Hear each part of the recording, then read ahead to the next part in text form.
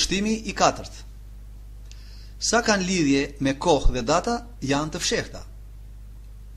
Thonë shumë veta se të gjitha ato mistere që kanë lidhje me ardhjen e dytë të Zotit ton dhe fundin e botës janë të vulosura dhe totalisht të panjohura për njerëzit. Nuk mundet kurrë asnjë njeri përmbi tokë, por edhe shinjtor që t'i zbuloj dhe t'i interpretoj. Përgjigje. Duhet të bëjmë shumë kujdes si besimtar, sepse ka gjëra që nuk janë të shkruara në shkrimin e shenjtë dhe Perëndia lejoi që t'i zbulojmë, që t'i kuptojmë. Si për shembull, se Perëndia është triadike. Le të thotë dikush, ku brenda në shkrimin e shenjtë përmendet fjala Perëndi triadike, Shëntrini? Asgjikundi. Ku përmendet se Shpirti i Shenjtë është Perëndi? Asgjikundi. Ku përmendet se e tërshenjta është nëna e Zotit?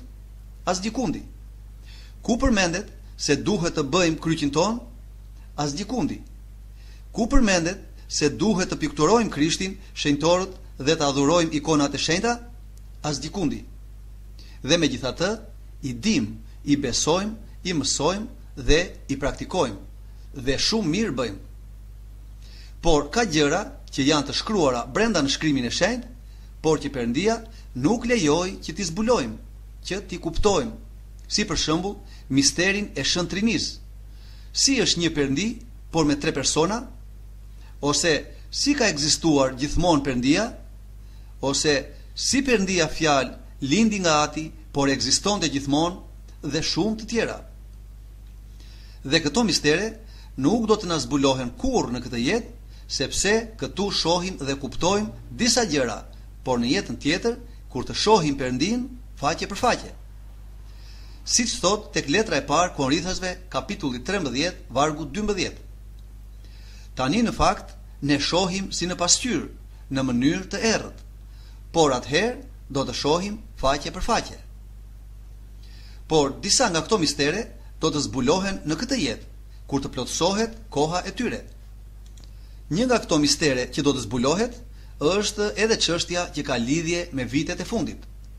Se kur do të vijë Antikrishti dhe kur do të bëhet ardhja e dytë, ku ndërsa ishte e shkruar në shkrimin e shenjtë, ishte e vulosur dhe ishte dhënë urdhër që të qëndrojë e fshehur mirë. Tek Danieli, kapitulli 12, vargu 4, thot: Mbaje të fshehtë atë që të kanë treguar, shkruaje dhe vulose librin që të hapet në kohën e fundit. Shohim se Perëndia do të lejojë që të zbulohen të gjitha këto tek disa njerëz të besuar, tek disa që kuptojnë kur të plotësohet koha, domethënë pak para fundit të botës, me qëllim që të informohen njerëzit e tij dhe të mos kapen në gjumë. Tek Danieli, kapitulli 12, vargu 9 deri në 10, thot: Ato që të tregova duhet të mbeten të fshehta dhe të vulosura deri në kohën e fundit.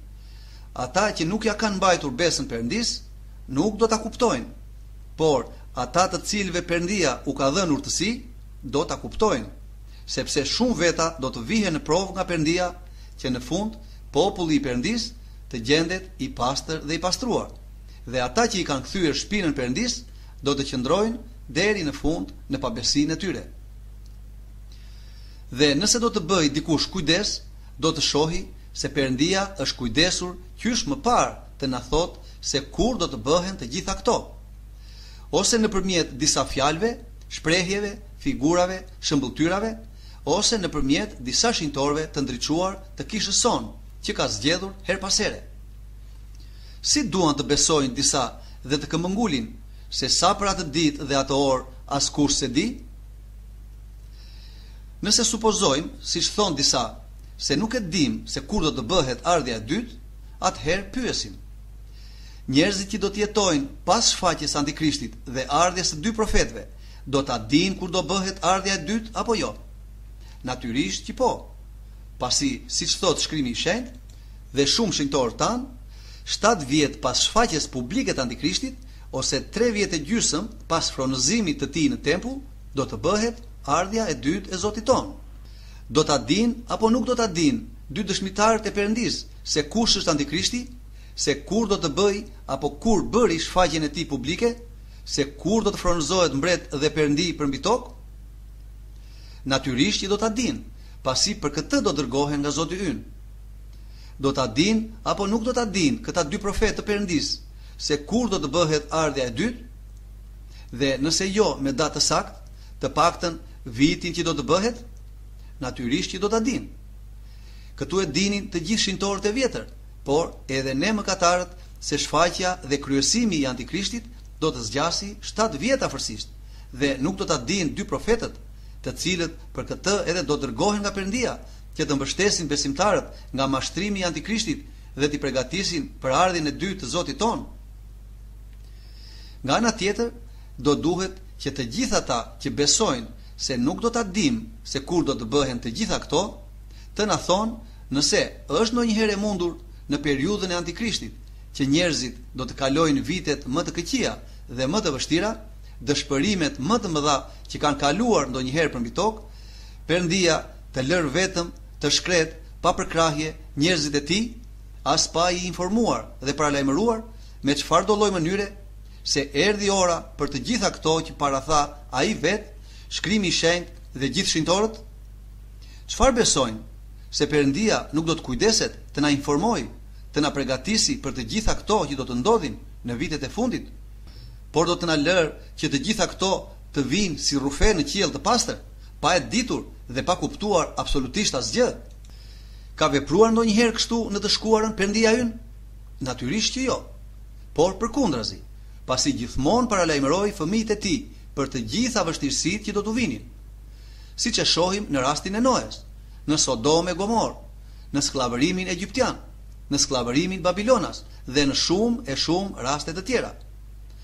Lidhur me këtë, Apostull Petrua tek letra e dytë, kapitulli 2, vargu 4 deri në 9, thotë: sepse në qoftë se Perëndia nuk i kurseu ëngjëjt që mëkatuan, por i hodhi në tartar të lidhur me pranga terri që të ruhen për gjyq, dhe nuk kurseu botën e lashtë, por shpëtoi bashkë me 7 të tjerë Noen, predikues të drejtësisë, kur solli përmbytjen mbi botën e të pabesve, edhe dënoi në shkatërrim qytetet e Sodomës dhe të Gomorës, duke i bërë hi dhe i bëri shembull për ata që në të ardhmen do të jetonin pabesisht, dhe e liroi të drejtin Lot, që helmohej nga sjellja imorale e këtyre të çoroditurve, sepse ky i drejt banonte në mes tyre e mundonte për ditë shpirtin e tij të drejtë, duke shikuar dhe duke dëgjuar veprat e tyre të poshtra.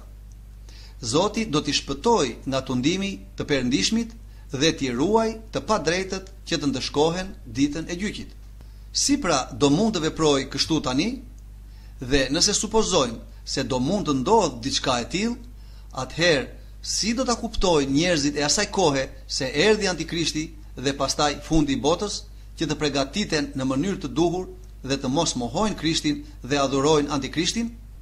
Dhe atëherë si vetë Zoti ynë tek i njëjti kapitull që thot askush se di, thot edhe kështu edhe ju kur t'i shihni të gjitha këto gjëra, ta dini se është afër, madje te dera ardhja e dytë, tek Mateu kapitulli 24 vargu 33. E shikoni se çfarë thot. Nuk thot se nuk do të dim gjë, por do të dim, do kuptojmë se është afër, jashtë derës son. Sa larg mund të jetë dikush që na vjen për vizitë në shtëpinë tonë, kur ndodhet pranë portës së shtëpisë son? Miliona metra larg, mijëra metra larg, qindra metra larg, 10 metra larg, apo disa metra? Disa metra larg. Pranë derës son. Do me thënë, me fjalë të tjera, jo miliona vjet, jo mijëra vjet, jo qindra vjet, por e shumta disa 10 vjet. Sa 10 vjet? E thot edhe këtë vetë Zoti ynë. Qysh atëherë që do të shohim të gjitha këto shenja dhe veçanërisht fikun të lëshoj përsëri gjethe, do me thënë Izraelin të kthehet në atë dheun e tij dhe të formoj përsëri shtetin, do të kaloj e shumta një brez.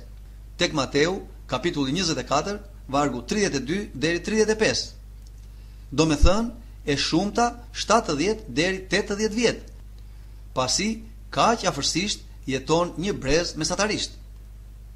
Vërtetim se me fjalën brez, Krishti nënkuptonte vitet që mund të arrijë brezi i çdo njeriu, do me thënë 70 deri në 80 vjet, është se realisht u realizua fjalë për fjalë profecia e Zotit ton që kishte thënë tek judejt, se tempulli i tyre do të shkatërrohej përfundimisht brenda një brezi, do me thënë brenda 70 viteve.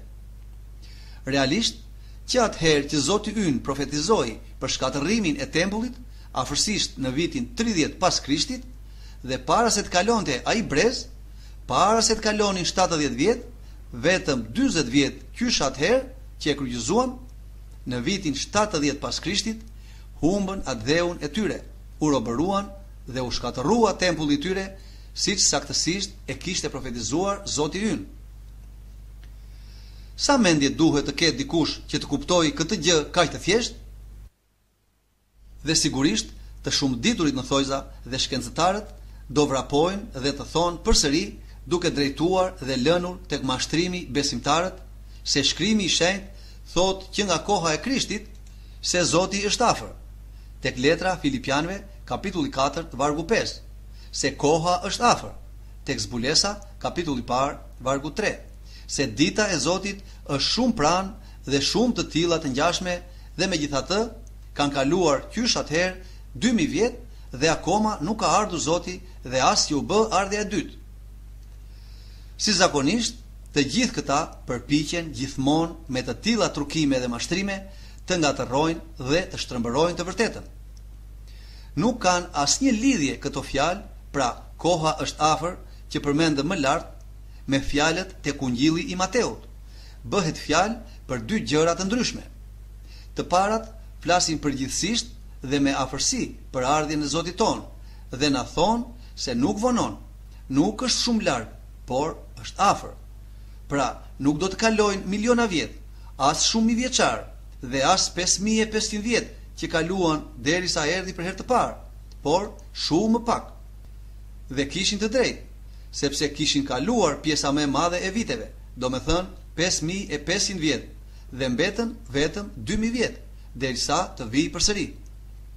Pra, Zoti realisht ishte afër. Ndërsa në rastin e dytë është konkrete, që të kuptojnë besimtarët kur do të vijë Krishti. E kombinuar dhe me fjalën tek dera, tregon se sa afër do të jetë. Nuk na thot thjesht se kur të shikoni të gjitha këto shenja do të jem afër, sepse atëherë do të ishte përsëri e paqartë. Dhe përsëri do të pyesnim, në rregull, afër, por sa afër? Por çfarë na thot? Është pranë derës. Sa larg mund të jetë dikush që është pranë derës son? As pak larg, por përkundrazi, shumë afër. Pra, nuk kanë vend të gjitha ato që mbështesin të gjitha ata, sepse nëse do të ishte ndryshe, do të dukej se Krishti ynë përpiqet të na ngatërrojë. Pasi, megjithse dinte të gjitha këto gjoja argumente që përdorin të gjithë këta të mençur në thojza, ai vazhdon të na japi si shenja disa fjalë dhe shprehje që jo vetëm nuk do të na ndihmonin kur t'i shohim, por do të na ngatërronin edhe më shumë, që kur të ndodhin dhe t'i shohim, mund të kenë kaluar qindra e mijëra vjet dhe më pas të vinë të gjitha sa na thot për Antikrishtin dhe ardhjen e dytë. Dhe atëherë, ç'kuptim kanë të gjitha këto shenja, kur të gjitha ata që do t'i shohin nuk do të mund të kuptojnë dhe t'i njohin, pasi nuk do të jetojnë ata, pasi do kenë kaluar qindra e mijëra vjet dhe do të kenë vdekur edhe ata, edhe fëmijët e tyre, por edhe niprit e tyre. Çfarë lloj shenjash mund të jenë këto? Por shenjat e vërteta që la Krishti tregojnë dhe zbulojnë kohën e ardhjes së dytë të tij. Prandaj edhe quhen shenjat e kohës, të kohës së fundit, që na ndihmojnë të kuptojmë se po vijnë vitet e fundit të botës, vitet e Antikrishtit, të ardhjes së dytë të Zotit ton dhe të fundit të kësaj bote të dukshme. Këto shenja janë shenja kur mund t'i dallosh, kur mund t'i kuptosh, kur të ndihmojnë. Dhe kanë kuptim dhe rëndësi vetëm për ata që do të jetojnë në kohën e Antikrishtit dhe të ardhjes së dytë, që të mund të përgatiten në mënyrën e duhur. Vetëm për ata dhe për asnjë tjetër. Përndryshe, shenja do të ishin ato, janë komplet të pavlefshme dhe nuk ishte e nevojshme të na i thoshte Zoti ynë. por mundet dikush i logjikshëm dhe i virtytshëm të mbështesë të gjitha këto gjëra blasfemike dhe marrëzira? Natyrisht që jo.